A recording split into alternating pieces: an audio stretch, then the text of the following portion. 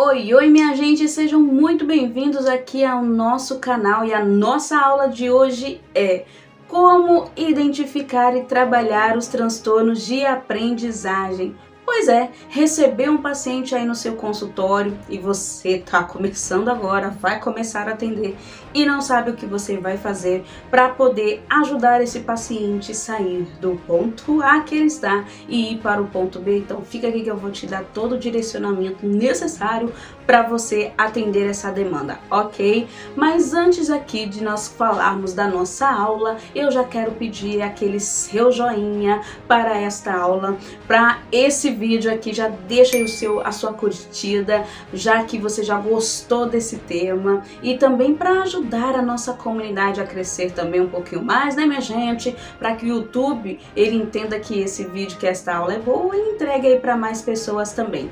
E se você ainda não é inscrito nesse canal, de meu Deus, se inscreva aqui no nosso canal também para nós fortalecermos cada vez mais a nossa comunidade. E também já te peço, ativa o sininho, o lembrete, para que todas as vezes que eu postar um vídeo novo no canal, você seja avisada assim que eu publicar aqui, tá bom? Então vamos lá, sem mais delongas, você está atuando na psicopedagogia, abriu seu consultório, vai abrir teu consultório e chega uma demanda que você ainda não tem experiência, que você também não sabe por onde começar, e é normal todas essas dúvidas, todos esses questionamentos, mas eu já até publiquei aula aqui acerca do que nós devemos estudar para poder atender, né, quando nós estamos iniciando. Mas hoje eu quero falar especificamente acerca dos transtornos de aprendizagem, porque, gente, como que a gente vai identificar? Através dos estudos e das características apresentadas. O paciente chega para você com uma queixa. A gente não fica procurando transtorno nas pessoas, nas crianças, né? Porque senão, meu Deus do céu, todo mundo vai ter alguma coisa nessa vida, né? Tudo bom.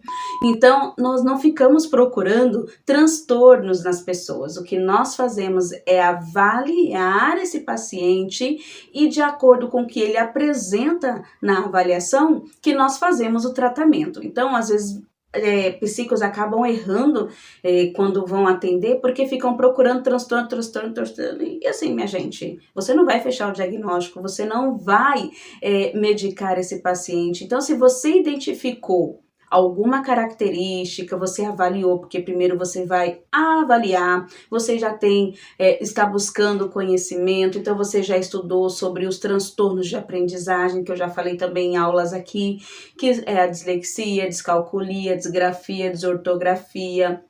Então, tudo que tem a ver com isso, você vai estudar. E quando a queixa ela chegar para você, aquele paciente chegar com aquela queixa, você não vai ficar avaliando o transtorno, você avalia a criança e o que ela apresenta, aí você vai começar com um plano de intervenção para aquela criança, né? Você vai alinhar isso e vai fazer orientações para a escola, para a família, vai encaminhar esse paciente se tiver a necessidade também.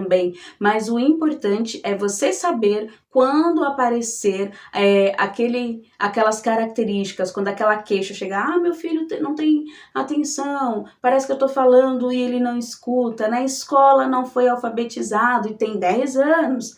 E será que isso é esperado para uma criança de 10 anos? Aí você entende-se de marcos do desenvolvimento, você entende também que nós estamos numa pandemia e que quando essa criança era para ter consolidado a alfabetização, ainda estávamos nesse processo de pandemia, então tudo isso precisa avaliar. E às vezes a criança apresenta uma dificuldade de aprendizagem e não um transtorno, que são coisas totalmente diferentes, são situações diferentes. A dificuldade de aprendizagem é algo que se dá no momento, às vezes por uma questão psicológica, emocional, uma troca de escola, às vezes com a metodologia que aquela escola tem, aquela criança não se adaptou e ao invés dela avançar, ela regrediu. Diferente de um transtorno que a criança ela já nasce, que a pessoa já nasce com aquela condição. Então é algo que já dá lá quando ela ainda estava no ventre da mamusca, mas realmente só vem a apresentar, só vem a aparecer na fase de alfabetização por se tratar de um transtorno de aprendizagem, que aí se entende que a criança passou da fase da alfabetização e não foi alfabetizada. Essa criança passou da fase da alfabetização e não foi alfabetizada, já foi trocado de escola, trocou de professor, já foi para um professor de reforço e não deu certo. Então, é a hora de se investigar e de entender o que está acontecendo com essa criança. Então, quando que nós identificamos acerca do transtorno, a gente estuda o transtorno de uma forma global. Não quer dizer que todas as crianças que são disléxicas, que eu vou tratar da mesma forma, não. Às vezes você vai ter lá o Enzo que ele aprende olhando, mas às vezes você vai ter lá o Murilo que ele aprende fazendo. Então, mas os dois são disléxicos. Mas não quer dizer que o mesmo tratamento será igual para os dois. Então, por isso que você precisa sim conhecer de forma global os transtornos, mas avaliar o sujeito de forma única e singular e entender que a queixa dele, por que está ocasionando aquela queixa e tratar. O tratamento se chama intervenção, que é quando você vai fazer esse plano interventivo, que é um tratamento para melhorar, para esse paciente ter uma qualidade de vida melhor também, para que ele consiga, de fato, avançar naquilo que para ele está sendo limitado, que está difícil dele conseguir. Então, quando eu identifico que há, sim, características de um transtorno, eu não vou tratar o transtorno, até porque o transtorno, minha gente, ele não tem cura, tá? Será que vocês sabiam disso? Vou contar, é um segredo, tá? Mas os transtornos de aprendizagem não têm cura, mas eles têm um tratamento. Então, quando você identifica as características, você precisa, sim, encaminhá-lo para a equipe multidisciplinar, você vai ver para qual especialista, às vezes também ele precisa passar num fono, precisa ir num psicólogo, e aí encaminhar também para o médico, que ele vai concluir ou não esse diagnóstico. Mas é muito importante você conhecer, sim, as características. E aí você vai estudar um pouco mais acerca dos transtornos e dos tratamentos também. Porque geralmente as crianças, as pessoas que chegam até você, elas vão apresentar dificuldade de aprendizagem, que é o que está na nossa competência como psicopedagogos. Então, é nessa área que nós vamos tratar. Então, você vai estudar sobre a aprendizagem, como que ela se dá e como que a criança aprende. E desta forma, você vai identificar como aquele seu paciente ele aprende e o seu tratamento para ele será muito mais eficaz, será muito mais eficiente e certeiro também, tá, minha gente? Então, o que você não pode ter é um receio de atender a demanda. A demanda vai chegar e até que você se sinta pronta, preparada e falar, eu sou especialista em dislexia. Você vai precisar começar. Você vai precisar atender o seu primeiro paciente. Você vai precisar conhecer a demanda para saber se você é boa. Então, continue estudando e aplicando. E quando a demanda chegar, você tem esse conhecimento de forma global, que é o que eu sempre falo que a gente não pode perder. Não é que a gente vai saber de tudo de todos, né? Mas um pouquinho dos transtornos, desses mais comuns que chegam até nós, é importante você saber. E quando não está na sua competência, quando você não sabe, tá tudo bem você encaminhar para um outro profissional. É que às vezes a gente pensa tanto no ego, né? Sem querer pensar, mas pensando, a gente acaba deixando de encaminhar para um outro profissional e falar, olha, já não estou vendo mais que o meu trabalho está fazendo sentido para esse paciente. Eu vou encaminhar, eu vou pedir para um outro profissional avaliar. E tá tudo bem, gente. Isso é ética e profissionalismo. É a gente entender que a nossa mão tem até certo lugar que ela alcança. Aqui, por exemplo. Eu alcanço até aqui. Se eu tiver que ir até um pouco mais lá atrás do celular, por exemplo, eu vou ter que me levantar, vou ter que fazer um esforço a mais. Então, às vezes, isso não está na minha competência. Então, né, tô aqui, tô tranquilo, né?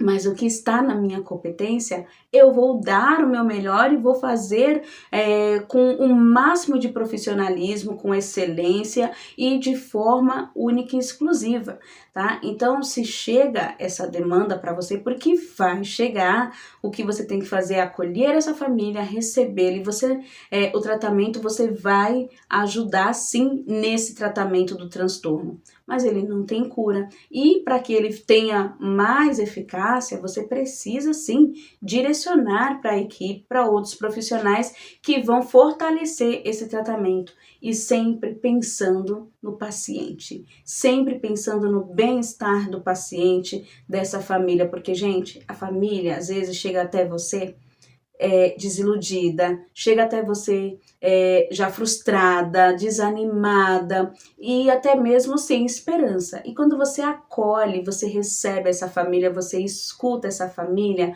de forma que ela se sinta acolhida, para essa família já faz a diferença. Às vezes ela só precisa de uma pessoa que escute-a com um olhar humano, né, com uma escuta humana, que você consiga olhar para essa família de uma forma mais humana. E assim eu tenho certeza que a parceria ali vai funcionar muito bem. E às vezes aquela criança já está com a autoestima tão lá embaixo, ela já não consegue acompanhar os coleguinhas da classe e ela não consegue ter nem mesmo perspectiva ou esperança para ela mesma. Então, como é importante nós recebermos, seja a criança com transtorno ou sem transtorno, com laudo ou sem laudo, mas que seja de forma acolhedora, que a sua escuta seja muito pontual para essa família também, e eu tenho certeza que quando o tratamento for necessário, você vai conseguir fazer com qualidade, com excelência, com muito profissionalismo, tá? Então, quando o paciente chegar para você e você tiver que encaminhar, porque não esquece disso, você não fecha o diagnóstico, mas você encaminha, você identifica características e deixe elas lá no seu relatório quando você for encaminhar para o outro especialista, para ele ver o seu olhar também, o que você observou na sua avaliação clínica ali dessa criança, e eu tenho certeza que o seu tratamento, que a sua intervenção será muito mais pontual. Não foque no transtorno, foque no sujeito, foque no seu paciente, naquilo que ele está fazendo, aquilo que ele sabe fazer. Às vezes a gente procura o que a criança não sabe fazer, mas procure, observe aquilo que a criança sabe fazer e use isso a seu favor e a favor da criança também, tá bom? Mas olha só, você gostou dessa aula? Ficou com alguma dúvida? Deixa aqui para mim nos comentários, que eu volto sempre para responder todos os inscritos, todos os alunos, todo mundo que assiste às aulas, e eu acho o máximo essa interação de vocês aqui também. E se você ainda tem algum tema, alguma sugestão para outras aulas, você pode também deixar aqui nos comentários, que eu preparo com o maior carinho para você, porque essa também aqui foi uma aula que foi pergunta que me fizeram e eu resolvi trazer aqui, porque pode ser também a sua dúvida em relação a este assunto, tá bom? E já aproveita e já compartilha com aquela psico, com aquele psico que tá precisando saber dessa informação também, que tá aí em dúvida acerca dos transtornos, né, minha gente? Então, eu aguardo você na nossa próxima aula e qualquer dúvida, deixa nos comentários. Tchau, tchau!